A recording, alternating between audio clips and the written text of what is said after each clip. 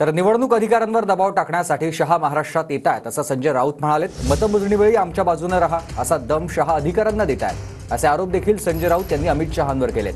तर शहांचा मुलगा जरी महाराष्ट्रात आला तरी शिंदे स्वागताला जातील। संजय राऊत यांनी शहांवर आरोप करतानाच शिंदेंवर देखील टीकास्त्र डागले। गृहमंत्री येणार म्हणजे काय करणार? आढावा बैठक हा फार्स आहे। येणार आणि इकडले जे कलेक्टर्स अधिकारी आहेत त्यांना दम देणार।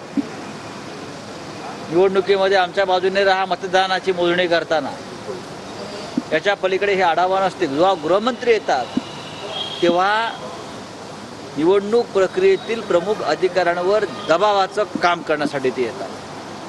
हा गेल्या 10 वर्षातला देशाचा अनुभव आहे। लोकसभेत सुद्धा त्यांनी काही मतदारसंघात अशा प्रकारचं राष्ट्रीय कार्य केलेलं आहे, म्हणून ते सत्तेवर आले। अमित शहाचा मुलगा आला इथे तरी पण मुख्यमंत्री स्वागताला येईल। लाचार लोचट स्वाभिमान शून्य सरकार इथे बसवल्यावर ते आपल्या उपकारकर्त्याच्या स्वागतासाठी हजर राहणारच। म्हणजे मुख्यमंत्री हे दिल्लीची किती चाटुगिरी करतात, या राज्याचे मुख्यमंत्री असं कधी घडलं नव्हतं। त्यांचे गॉडफादर इकडे येत आहेत,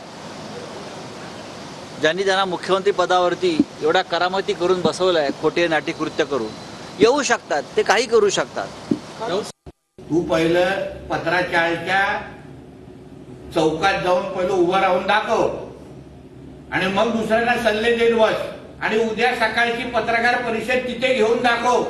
बघ मागून चपला येत नाहीत का तुझ्यावर? अमित शहाजी जेव्हा भारतामध्ये यायचे तेव्हा ह्यांचा मालक सर्वात पुढे गुच्छ द्यायला असायचा, तेव्हा हे लोकांना गुदगुद्या व्हायच्या, तेव्हा हे लोकांना उत्साह वाटायचा।